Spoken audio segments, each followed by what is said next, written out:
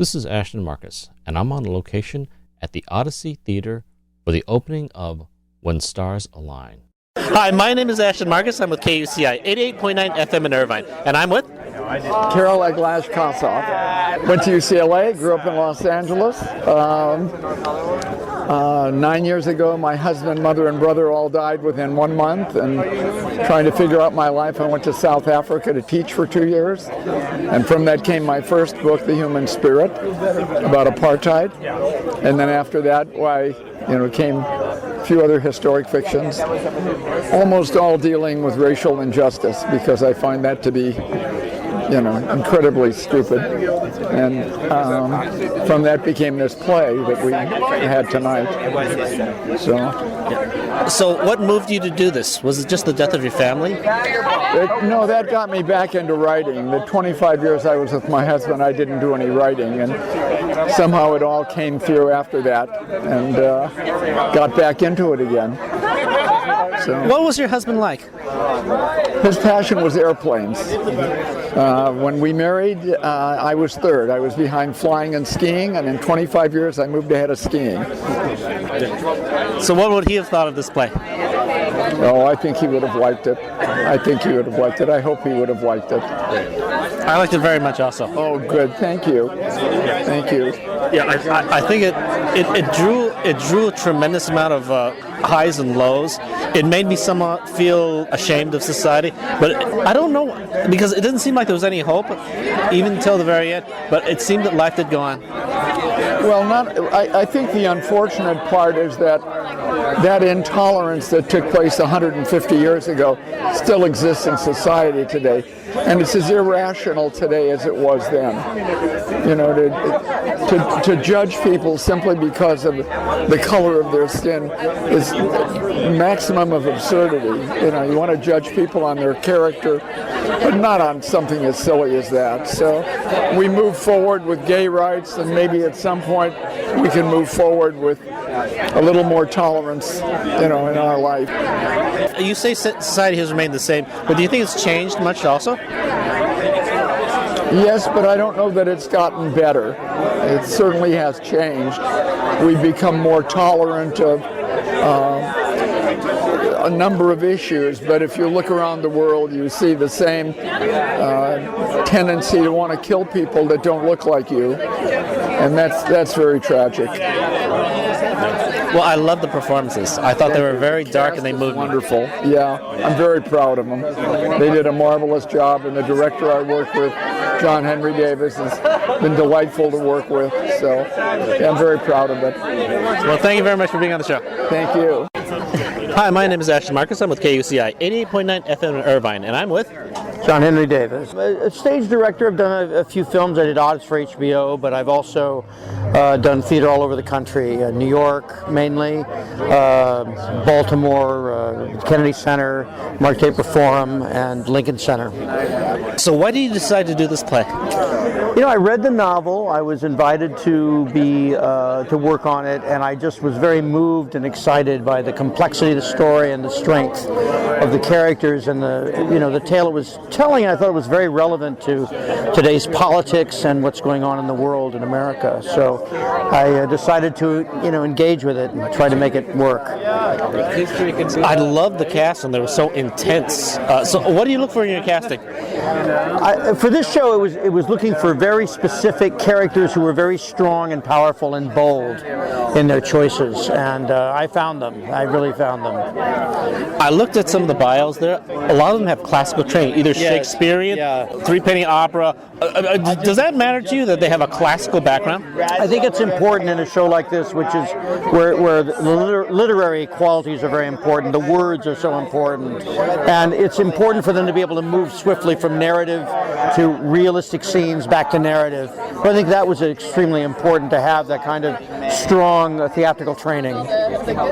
So what would you like the audience to leave from? Some kind of message that you'd like them to take away from this? I think they should realize that people who want to be themselves, whether it's in gender or race or whatever choices they make for themselves that are different from the society, they have the right to do that, and we need to honor their individual choices. That's what I want them to walk away from. Well, I love the performances. Thank you so much. Appreciate it. Thank you very much for being on the show. Thank you. Yeah. Hi, my name is Ashton Marcus. I'm with KUCI 88.9 FM in Irvine, and I'm with Burl Rupp. I'm from Kansas. Went to London, England for school, to the Academy of Webber Douglas, and then went to New York and worked there for 20 years and became a member of the Actors Studio, and then I'm out here now again, working again. So which character did you play? Dublanc and Jedediah. Two opposite ends of the world. Jedediah, who is a plantation owner, and Dublanc, who is a member of the White Camellias, who actually was a real character in life if you look him up. Alcibiades Dublanc, he was a judge who started some groups that were probably the predecessors to the KKK. But he's a real person. He actually exists. So what did you think of this play? It overcomes you as you work on it. But I think the most important part of it all is that it's the audiences that it brings here, because it doesn't cost anything to post something on the internet, but it costs a lot of your time and your patience to come and see something in the theater, because the theater is about community, and that's the most important thing, because the audiences who come here, those are the people who make change, who make a difference, and that's the most important part of it, and this play does that. It brings about change. That's what's important to me. So actually, which character, as an artist, which character did you prefer play of the two? Well, it's interesting because I get to play both ends of it, because one is the opposite of the other. I enjoy them both because I get to go from one end to the other. As an actor, that's what you love to do, is to go from one low or from one character to the other. And I can't say which is better. I enjoy doing that. I love anti-heroes. I love villains because they add such a complexity. They add power, fuel, gasoline to the story, but also they're critical, and also as an actor, that's not you. You have to bring in your big guns. You got to bring in the acting. So I always respect that acting. What do you think about that? Do you think the villains are superior actors to, say, the leading men? No, because I bring myself to it, and that's my secret that I can't talk about. I'm not allowed to do that. It's like a magician. If I told you how I did my tricks, then you'd know my work. A lot of community theater actors listen to my show. A lot of students listen to my show. What kind of advice can you give them? Study. Don't think that it's magic, that you're going to just have it happen because you think it. Study, and you'll find if you go through here and talk to every actor in here, everyone has a massive background of study, either in university, privately, on their own. It's study. Acting can be learned. It's not just a gift. It's something that can be learned if you take the time to do that. But I appreciate, that's why I've had such a great time with these people, because like the other day I was telling a young actor here from USC, and I said, are you familiar with Meisner? And he said, what is that? And I went through a couple of Meisner exercises, I'm okay, you're okay, which is a Meisner technique, and one of the actresses walked by and she stopped. I believe it was Sarah. And she goes, Meisner! So I went, oh, you studied? And she goes, yes, I have. So that's the thing that passes between all of us. We have all this study that we share, and that's what makes us work together so well, because you understand. And it's not just one method. It's thousands of different little methods. That's really what the method is today. So. That's a recurring theme in my show. I'm trying to find out what a real artist is. I mean, are you born that way? Because a lot of artists start acting when they're like 5 in children theater, and they just have this outgoing personality. And again, there's a big debate that this is actually, you're just born an artist, but you're saying it could be learned?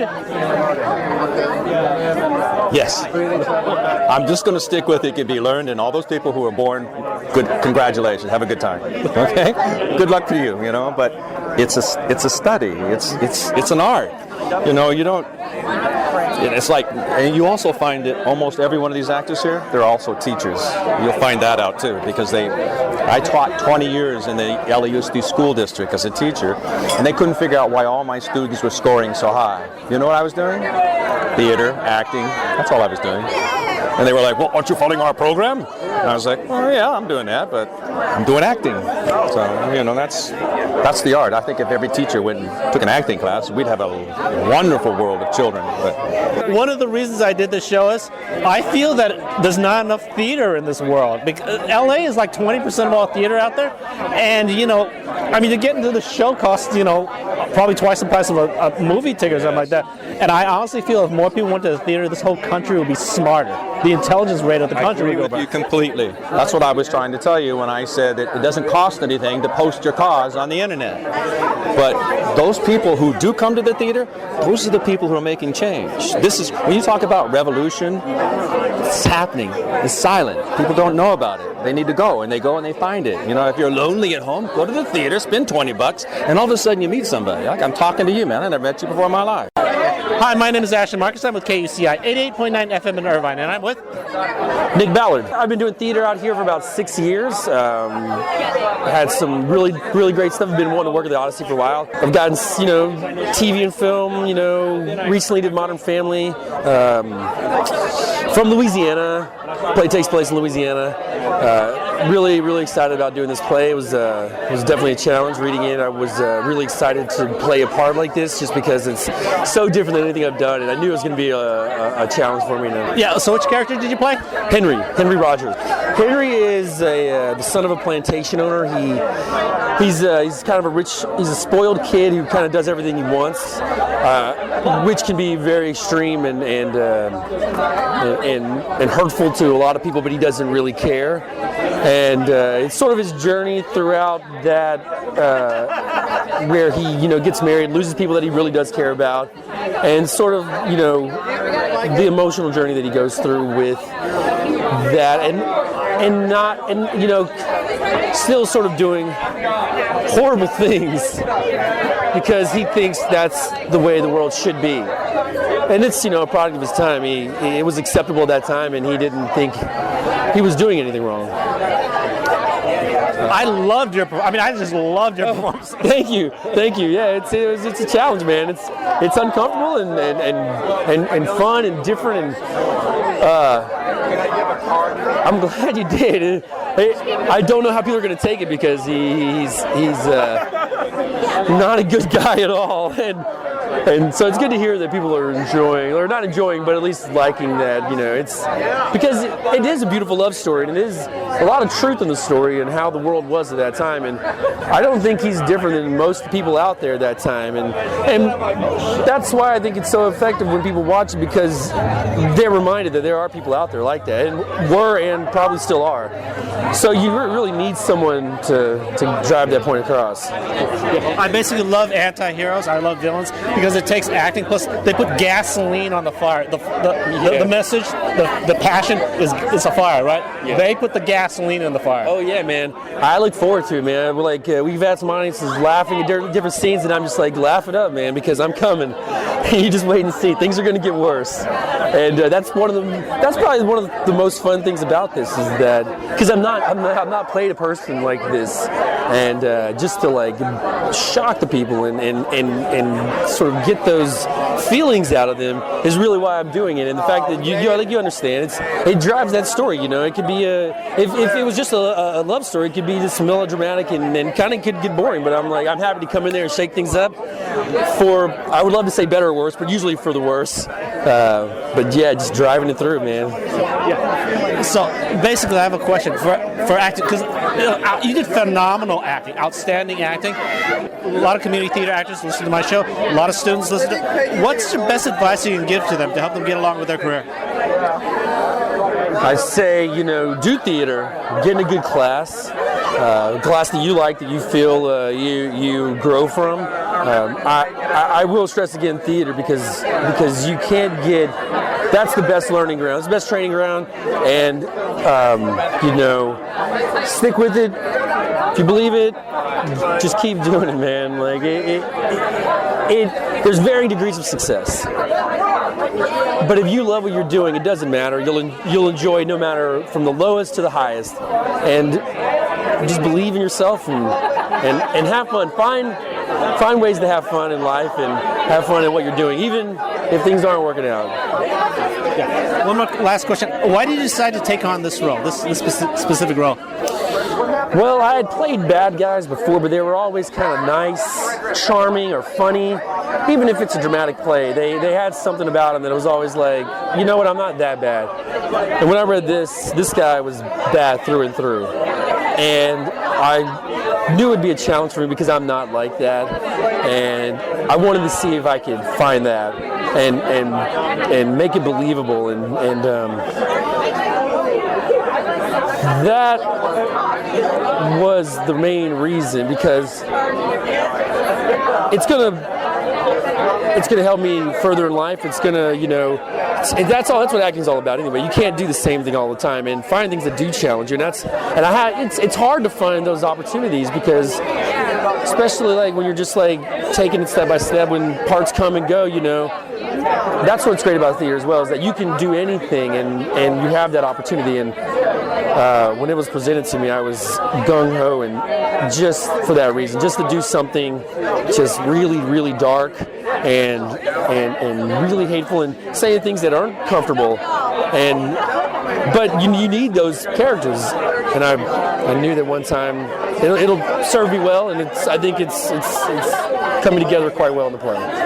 Some of my favorite theatrical actors actually were great villains. Yeah. In fact, I think all of my great theatrical favorites were actually great villains. Yeah, that's another thing. I saw a lot of the actors that I really, really love, the actors that I aspire to be like, or you know, have a career like. I started thinking about it, you know, maybe a year ago, and a lot of my favorite roles of theirs were really, really bad people. And even in their roles that aren't so bad, they always had that sort of edge about them.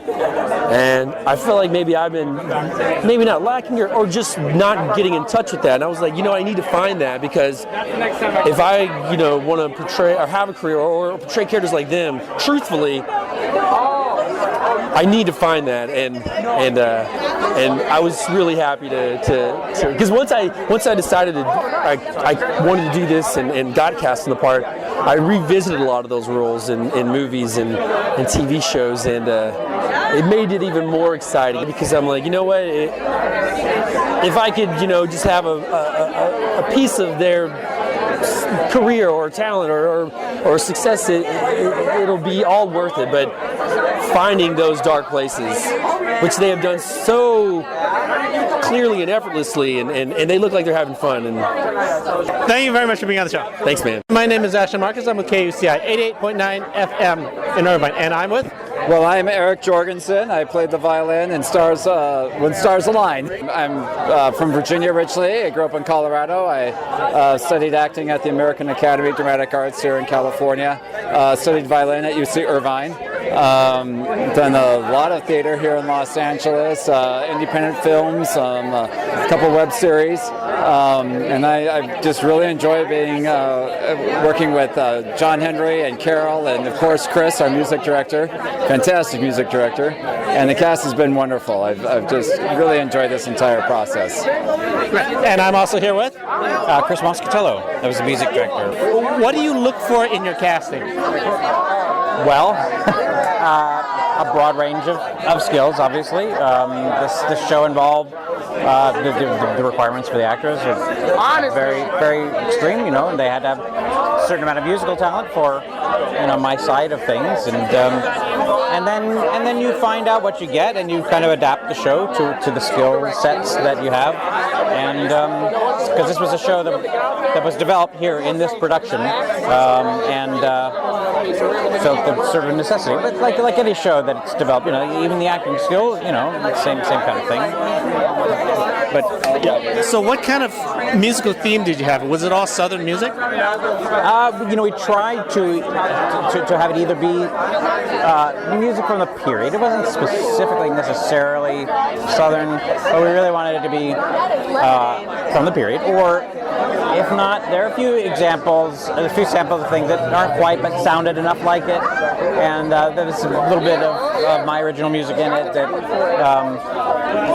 obviously wasn't from the period, but things that we needed some. We had uses that we couldn't find the exact thing we needed. So that sort of thing. So, question: Did you actually have a casting of this, or did you basically just call around your friends and get them all together? I believe there was a casting director, actually. Yeah. I honestly don't know the exact answer to that. It wasn't a friend casting kind of thing, though. It wasn't like that. There were auditions that I believe were set up by a casting director. I mean, for the musicians. No. No. So I really had to work with what I got from the acting, and in this particular show it was very challenging because I wasn't able to handpick at all. So we had to really adapt things to what we got. Is that rather unusual? Usually, as a music director, aren't you in charge of casting the musicians? Normally, yes. In this particular case, the needs for the casting were so extreme. It's not the right word. They're so specific. I talked to John Henry, the director, ahead of time, and I said, you know what? I said I'm not gonna dictate. I'm not gonna try to influence. You cast who you need for the acting. I'll take what we get. Try to make sure you get a few people who we know have some musical ability. I'll work with whatever you have. Because I knew it was going to be hard enough to cast it from an acting standpoint. I don't know. It was reckless. It was probably a dumb thing to do, but it worked out. One should not do it that way. But I knew that it was going to be difficult enough. That's really it. And we also didn't have a lot of time. It all happened very quickly, and it was all funded by an individual, I believe.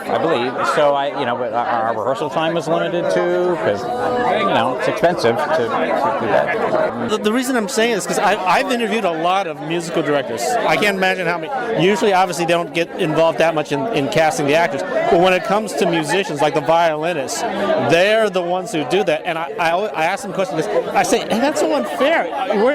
The only way anyone can get a job as a musician is if they know someone. They know the musical director. And they say, well, if they don't do that, it makes a hard job impossible. Right. Because there's no way you can do it. And I've always accepted that as an answer. And I assume that until now, I found out a person who didn't hire their own musicians that actually produced a very good performance. Thank you. Thank you very much. I appreciate that. As it happens, they found him. Well, even with that, the music was not written or developed before casting. So we just said, whatever we get, we'll figure out how to make that work. And it just happens that Eric was out there, but I guess the casting director must have known him. We just got lucky with him. John Henry, after casting, said, guess what? I think I have you like a really good fiddle player. I said, great. And just coincidentally, as it turns out, we'd done another show together, even though I had nothing to do with the casting of him. So that was kind of a funny coincidence. Yeah. But I definitely would have preferred to be able to go and handpick people, or him, or whatever. But he was chosen because he's also an actor. Because the show is so efficiently written and conceived that everybody had to be in the show as an actor as well. So that's even harder to find, but they found just the right guy. What are your thoughts on that? In a community theater, where the director, basically, he's the only one who does the casting, because he basically doesn't want to give up the power. So you mean like in a situation where with the singers as well? Yeah. No. Yeah. Of course, that's no good. And I've been in those situations as well where the director doesn't want to allow the music director to be involved to make sure that they're actual musicians or singers who can sing. I've been in those situations, and it really stinks because they don't really understand when then you have difficulty making it sound like the cast album. You know what I mean? So yes, that is definitely an issue. And I don't know. Especially like you say in community theater, the mindset's a little different, and I don't do that kind of stuff anymore. In this particular situation, I started out saying to John Henry, "All right, I'll do this, but you have to let me be involved in casting." And it's just the more and more we got into it, and the more I realized how difficult the casting was going to be, I voluntarily stepped back and I said, "You know what? Just cast who you need for the roles, and we'll make the music whatever we can with that." We didn't know that there was going to be a fiddle player. We didn't know there was even going to be any instrumentalist. It might have just been chanting for all we knew, or banging on things. But we just knew we wanted music. We also considered the possibility of involving some recorded backing tracks. Maybe that was an option. We just decided that we had enough. We had what we needed. And we had some percussion. So we had a couple of people in the cast who actually had some skills with the hand percussion, and a few others kind of emerged as we went. And I brought in some instruments that are fairly simple to play. So we taught some people some things to do.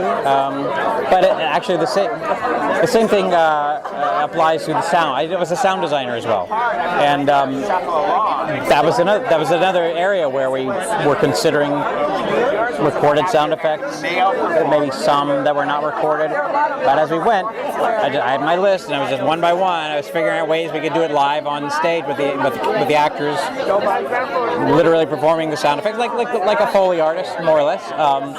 And we came up with some really interesting things for that, and it's a lot of fun. It keeps it a very organic feel.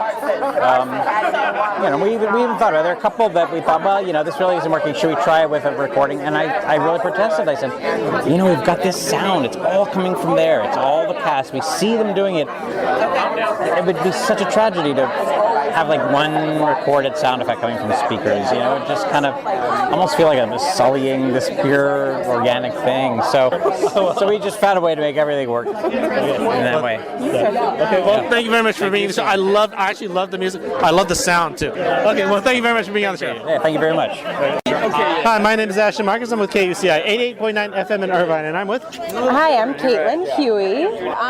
Graduated from UCLA 2 years ago. Been working in LA theater ever since for the last couple years. And recently I work with the Illyrian Players, Los Angeles Sex Positive Theater Company. The last couple shows I did with them were Taming of the Shrew. I played Kate, and we did Cloud 9. I played Ellen, Lynn, and Mrs. Saunders. I'm also a singer-songwriter, and just released my first solo EP titled I'm Your Girl. And recently worked on a couple productions. I just did all the music for Trash Story, the U.S. premiere of a Polish play by Magda Fryktas. And recently just finished scoring 6 short films for a James Franco UCLA co-production called In Winesburg. So doing a lot of this type of music actually that you saw on the show tonight. Old sort of folksy, bluegrass a little bit, and really old folk tunes, Americana stuff. Yeah, I play White Woman, who was an added character later on. I really just help with music in the show, so I play the pre-show and the intermission music, and then I help with some sound ambiance music backstage, or off stage, I should say. And then I am also the alternate for Amy and Elizabeth. Yeah. Yeah. So how do you start becoming a musician? Well, I grew up doing musical theater up in the Bay Area, and I was just one of those kids. I was like singing before I talked kind of kid. And then my dad got me a guitar when I was 14, and I started just writing my own songs. I think the first song I ever wrote, my dad, I really wanted a new bike, and my mom was like, "You can have one if you write a song about it." And so I was like, okay. So I wrote a song about it, and I really liked it. And then I started writing songs about other things that were going on, and for boyfriends and stuff like that. And then it just kind of continued as I went through school at UCLA. The music really started to come in handy as I started working as an actress. They always wanted another layer of music or adding interest to the show. So I really have just had to keep my skill set up just for that element of storytelling. And now I just love it. It's like my favorite it's one of my favorite outlets, and it's like it can always just, you can't always be in a really wonderful ensemble show like this, but you can always come home and like pick up your guitar and write some lyrics and sing. So, yeah. Almost all professional musicians that I interviewed, they all started at a very young age. Do you think you were born different from everyone else? Oh, I don't know.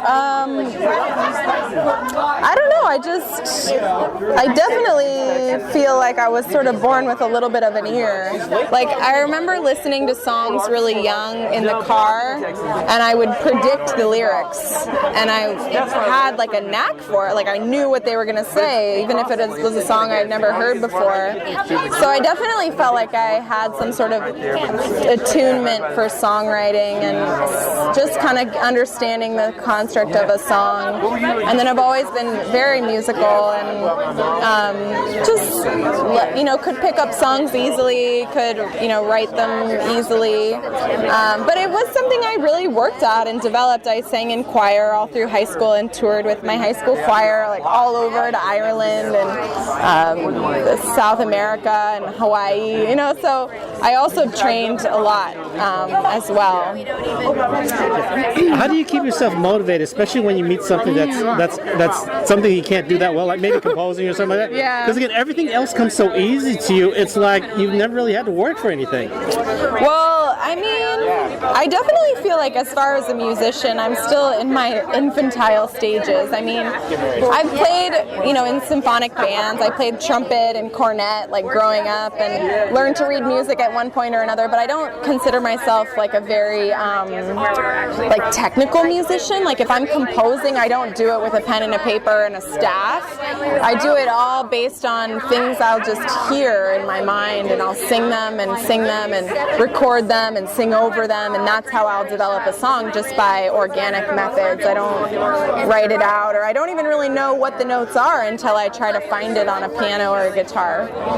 So yeah, and then I guess staying motivated, it's just like really more than anything, I feel like it's staying inspired, and just like there's so many things I hear musically. Lately I've just been listening to fully produced, like real music that's out in the world that people are really recording and that's on the radio, and people are making these albums of just incredible sounds, incredible music, and fully produced music is really like an amazing thing. So I'm just at the beginning of sort of my recording music world career.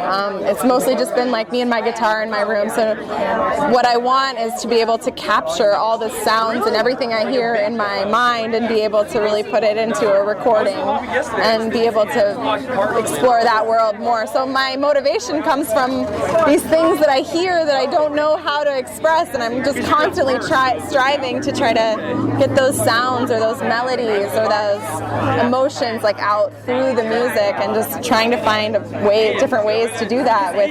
Now we have so many outlets with electronic music, but also I'm really wanting to dig in and get better at guitar and real physical instruments as well, because I don't want that to be lost at all. What kind of advice can you give for young musicians out there? I am a young musician. I don't know. Well, I wish I had paid more attention in music theory and stuff, but I do feel like I have this like intuitive sense with music now that I feel like I might have lost if I paid more attention in my music theory classes. But working with a really great composer like Chris on this project, he would talk to me in terms of key and certain musical jargon I didn't really know, and it was hard to find a common language just because I work from such a like intuitive, expressive place. So I would just say keep making music, keep making it as much as you can in weird ways. Try to redefine what music is, and don't let anybody try to tell you like, oh, that's bad. Like, what's your style? For a long time I felt really bad about my music because I thought it was too simple. I thought it was too sort of basic or juvenile, and what I find now is like there's a real beauty in the simplicity, and like there's a reason for that. So whatever your thing is, whatever's kind of coming through, just say yes to it. And if people say like, oh, you should be more like that, like, no, just be you, just make your sounds like what feels good to you. Yeah. Well, thank you very much for being on the show. Thank you so much. Hi, my name is Ashton Marcus. I'm with KUCI 88.9 FM in Irvine, and I'm with Sarah Ledan. I am an LA actor. I went to UCLA, their School of Theater, Film, and Television. I just graduated a year ago, and now I'm exploring Los Angeles theater, 99-seat theater in the communities that are in. I played Elizabeth. Elizabeth is a young girl who's looking to fall in love, who's looking for hope, who's looking to be grounded in another person, and she thinks that getting married will offer her that stability. She has these great notions about what it means to be a woman and what it means to live in her times, but sadly the trials of her time are more than she can bear. With the Civil War and even with the man she ultimately marries, Henry, again and again, the tragedy she faced overwhelmed her. Yeah. Question, are you a method actor? I would not say I'm a method actor. I certainly, in my course of my training, I have been presented with the options of method acting, but also, of course, there's so many other forms of acting genre, so I wouldn't say explicitly do method. I think it's really important to develop the craft of acting so you can rely on it again and again, in an 8-show week. I think sometimes with method acting, it's really wearing on your own body and your own soul, and it's important to be tender with yourself. And I think that your craft can allow you to be just as vulnerable and vibrant on stage, but also protect and take care of your own self. Yeah, because actually I loved your acting. Oh, but thank you. I've seen other actors like you who are method actors that they basically just believe that there was someone else when they were on stage. Certainly. Well, I think that you can do that, exactly that, and not be a method actor. I think that imagination is the great liberator and the great thing that empowers you as an actor. And I think that with using your imagination, you can believe completely on stage that you are that person. I think that some of these method acting, there are dangers that can come with it. Wear and tear on your own self as an individual. And I think that in order to give your full self to your work, you have to be healthy and self-aware. And I think that sometimes method acting can hurt you. So, I have nothing against method acting at all. I think we all dabble in it because we're artists. We're, presenting our own true selves. So there's always a little bit of, there always is us. It's us up there. I wouldn't say I'm a method actor explicitly. Well, I loved your performance. I thought you were so believable. Thank you. I thought they just pulled up a Southern girl up and just... Oh, thank you. Thank you. Thank you very much. It's very kind. What kind of advice can you give my viewers? Because a lot of them are community theater actors. A lot of them are students. What's the best advice you can give them? I would say, keep going. Love what you do. Trust that love. Work with joy. I'm such a firm believer that, saying yes, putting yourself in new opportunities to act with new communities of people. My mentor once said to me, the best thing you can do for your art is develop yourself as a person. So I'd also say to young actors or people who are looking to become a stronger actor is, really develop yourself as a human being. Find your joy. Like, find what brings you joy. It will connect you to yourself, and you'll be able to be more honest in your work. And you'll be able to have more joy in your work too. And I think that joy and like that self-awareness radiates on stage, whether you're playing a character that faces tragedy or a comedic character. So I would say seek joy, work hard, and have faith in yourself. How did you get into acting? I actually got into acting, when I was little, my parents were always like, I was always drawn to it, and I always loved watching plays as a kid. I remember I watched Much Ado About Nothing when I was like 6, and I couldn't understand the words exactly, but I just understood how it made me feel and that relationship. But I would say my training really started when I was 11, and there was a Shakespeare conservatory in the Bay Area where I was raised, and so I started working at that conservatory as a student and did that for 8 or 9 years. And as I worked with that, I worked with other theaters in the Bay Area. I did a couple different national programs. The Oregon Shakespeare Festival has a fantastic program, so I went up there. I worked tirelessly because I loved it. And so I worked in school, and then I ultimately went to UCLA. They have a School of Theater, Film, and Television. So I went and I studied in a really intimate setting there, and sought out my mentors, sought out people with like minds who wanted to create with the same sense of focus and specificity and joy that I had. I think that finding mentorship as a young artist is really important and can offer tremendous guidance and strength. So I started young. I started really young, and I worked really tirelessly because I loved it. It was so exciting and joyful for me. That's a recurring theme throughout my show. I'm trying to figure out just exactly what is an artist. A lot of great artists started when they're very young. Do you think you were just born different from everyone else? I think that all human beings have the capacity to be storytellers, and I think some people are drawn to it differently and drawn to how they want to connect with their people differently. I feel like I love what I do so entirely with my whole person that I feel like I was born to do this, because it's just I can't imagine life without it, and I can't imagine what my life would be without it.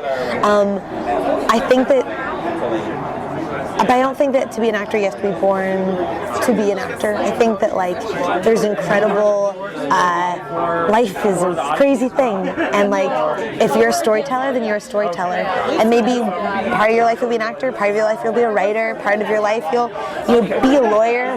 My parents are lawyers, and I think they're storytellers. So I think that maybe you're born to be a storyteller, but I don't know if you're born to be an actor. But I know I'm born to be a storyteller, and the way I tell stories happens to be acting. So, yeah. Okay. Well, thank you very much for being on the show. Of course, thank you. Have a good day.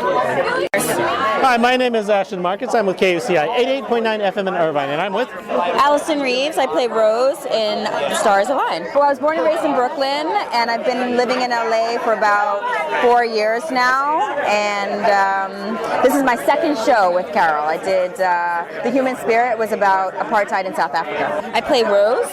Rose is a slave who gets raped by the Master Jed's son, Henry, and she in turn has a baby, which is Thaddeus, who is the main character in the story, who falls in love with Amy and vice versa. So I am the mother, basically. Yeah.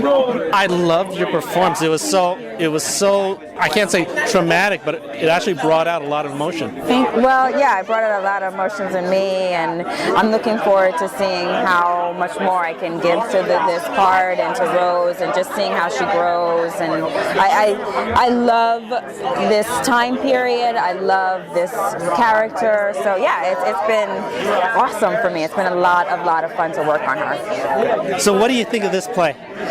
I think it's very important. I think that especially now, when we are going through this transition in our country, talking about race. We didn't talk about race for so long in this country, and now I feel like we're actually starting to have a real dialogue about it.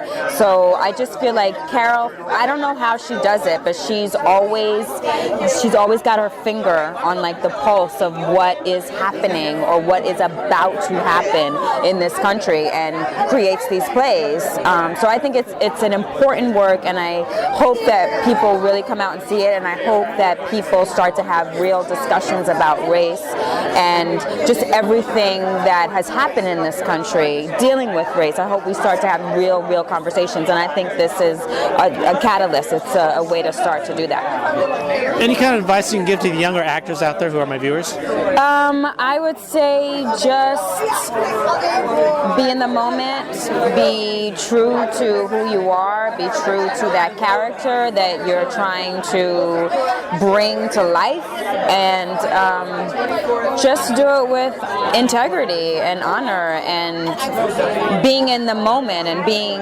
very connected to that person, and I think it'll all just kind of fall into place for you.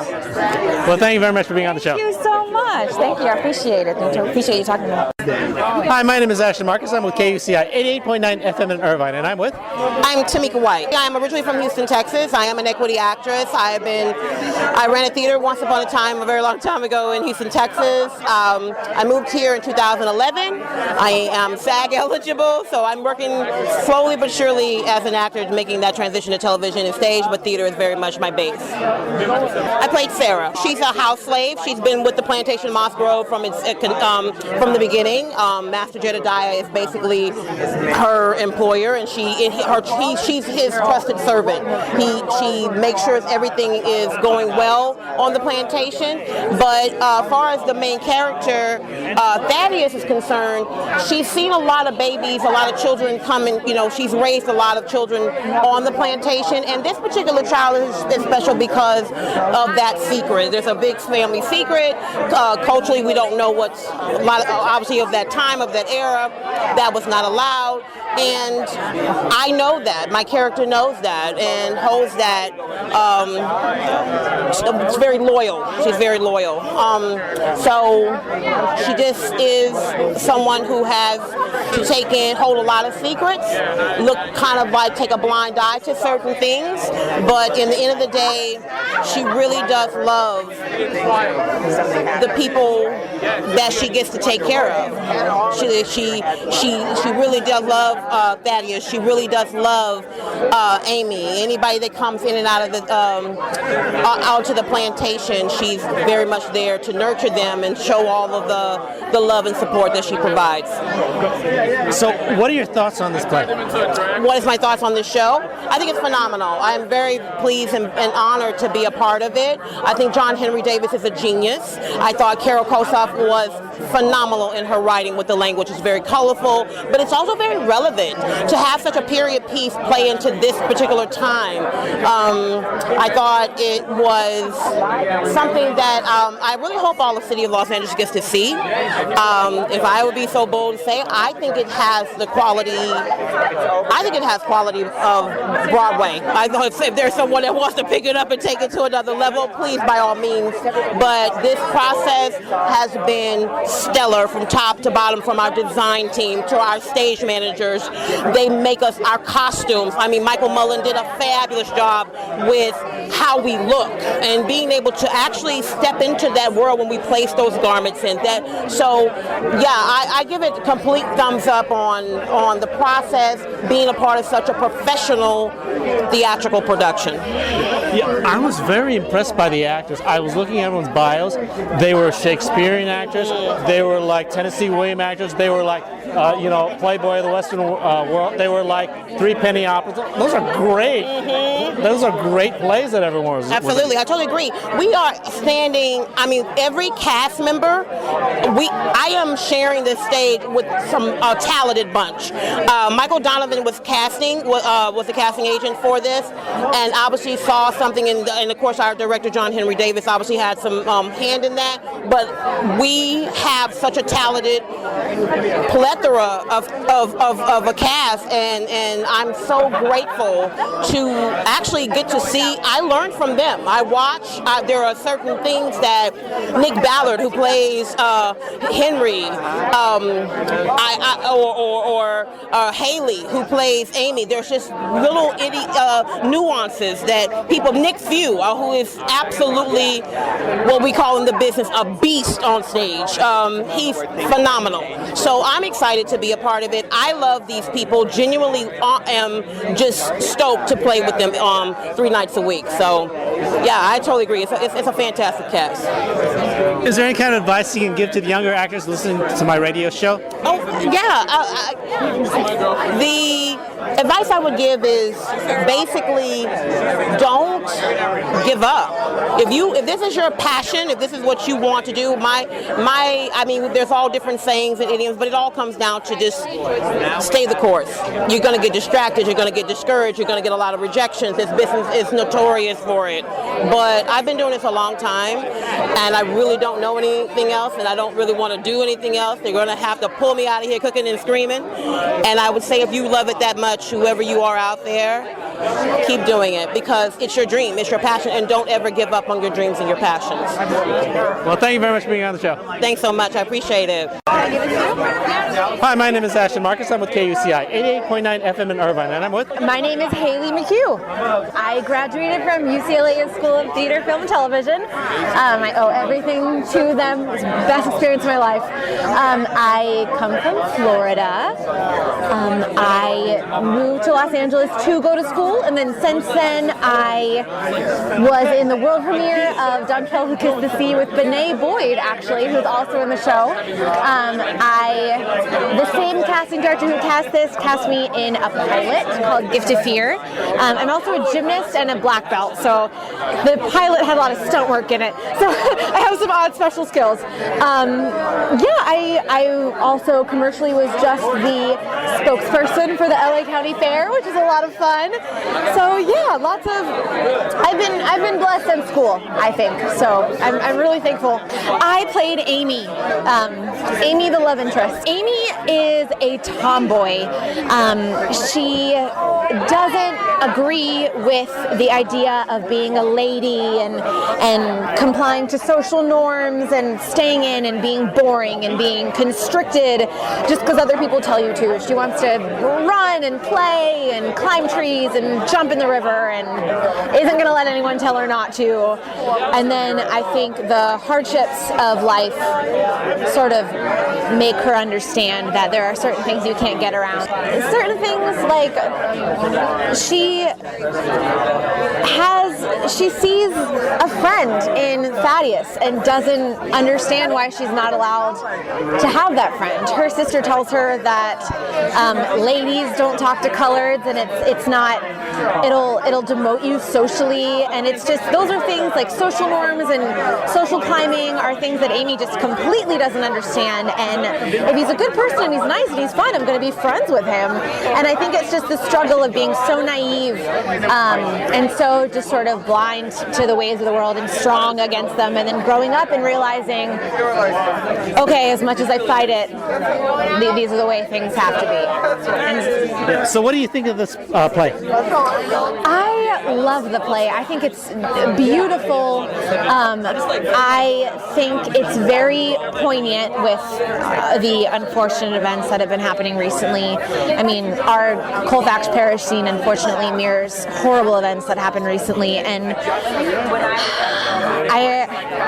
I think it's important to look back into our history and look at the Civil War and look at what it meant to what the Confederacy was fighting for, and I think it's reminding us about our history in a very important time culturally right now. I think it's very important to have something like this that forces us to look back and see how far we've come and see places where we haven't progressed so much, and if it can make people think and cause any type of change, then we're doing this for a purpose.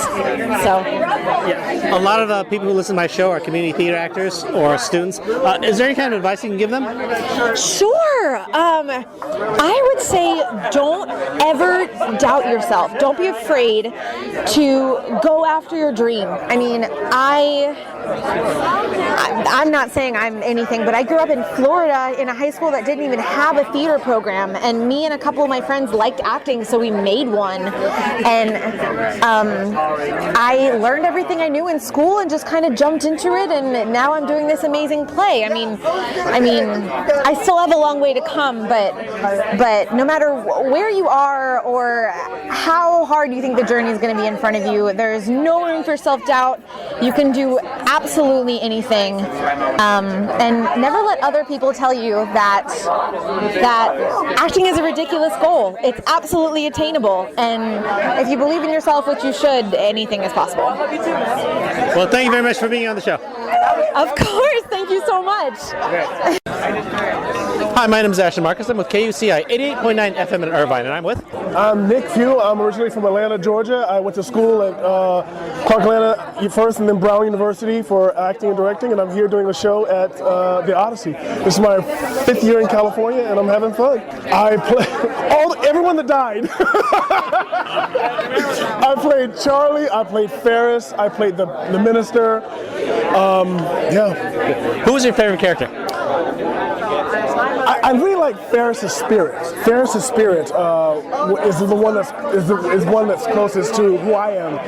Just a revolutionary, you know what I mean? He did not accept what was the status quo. So I love that aspect of his character. What do you think about this play? Well, I think it's a play that is very, although it's very, it's a period piece. It's so timely in what we're dealing with now. So I think it's an important piece. I think it's a piece that people should, that people are going to leave the theater talking about. So I think it's a beautiful piece. I think it's a premiere, so it's bound to change. So I love it. I mean, I'm having fun up there. Not so much reliving the bad things, but like I said, finding those characters that maintained hope and fought back against what was the status quo. So that's good. That's good for people like me to see. You know what I mean? Again, I'm not African American, so I really can't identify with that as well as you can. Maybe you can communicate, because I did feel for it. I felt the tragedy. I felt the darkness. I felt a little bit ashamed of this country, but I felt a little hope. But as an African American, express to me, what did you feel? Well, I felt like I want people to understand there's a root to what we see the media portraying black people as, and from the minstrel on out. In this play, it kind of touches on that kind of thing. You see where the origin is from. You see why there's hostility between the races. You see how that grows. So people often like to imagine or to pretend as if this part of history didn't happen, and this is not that long ago. You know what I'm saying? So although our country has progressed, we have to remember that the reason that you see these situations reoccurring over and over again is because we pretend like this didn't happen. Chattel slavery was brutal, and it did a lot to the family. It broke down the family so far down. You know what I mean? It broke down people's self-esteem and self-concept. It broke down people's spirit. So there's a major rebuilding that had to happen for black people in general. And surprisingly, we're doing that. Despite what you see on the news, there's so many black people that are doing amazing things, that have contributed amazing things to America.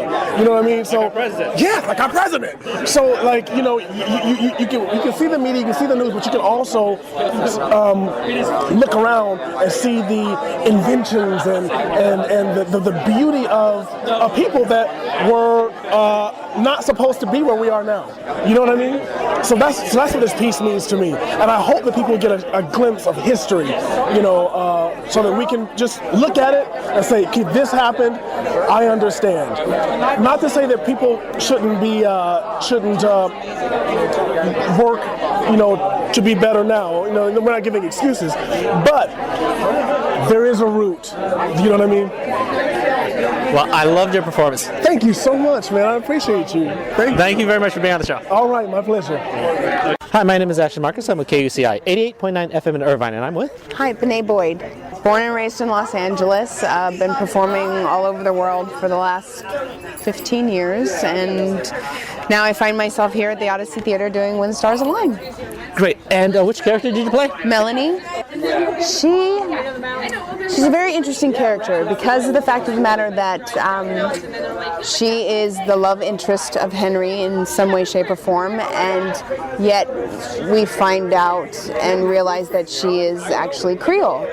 And then we find out later in the play some very interesting things about Henry's mother, how she is also of that same situation racially, and Melanie's the only one he's really nice to, with dark skin, and it's kind of interesting how the two worlds kind of collide with each other, and it's a beautiful play. It's really interesting, and I love the little hidden innuendos within the webbing of this beautiful told story. I was very impressed by the casting. Could you tell me how did you guys gel so well?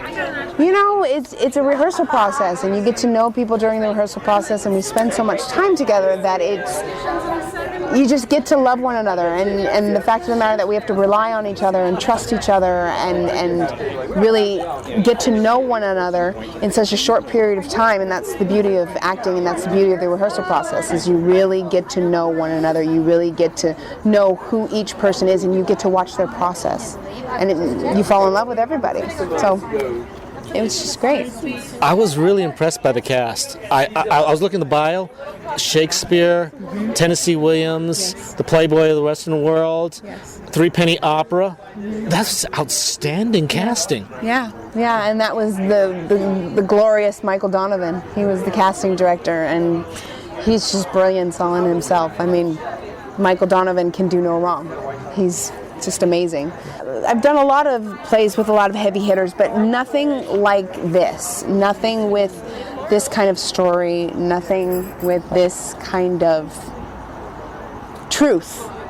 Do you know what I mean? Where these were actual events that take place, and these were actual people that really existed and were kind of, retelling history in a beautiful, glorious way. So what do you think of the play?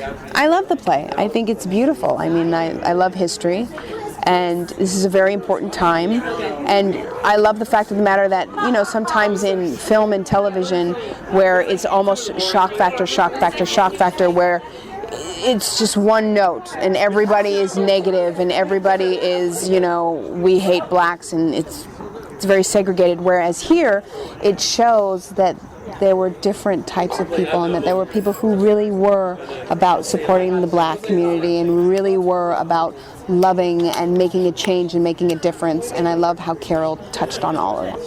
I thought it was I have a lot of community theater actors who listen to my show, a lot of acting students. Any kind of advice you can give them? Stay determined, stay disciplined, stay open, and you will do glorious things. Okay, well, thank you very much for being on the show. Thank you so much. KUCI will be giving away 2 free tickets for the October 3rd showing of When Stars Align, which will be playing at the Odyssey Theater from September 5th to October 4th. To enter, send an email to ambkuci@gmail.com and include your name and the word STARS, STARS, in the message body. We will be drawing tickets in approximately a week and a half.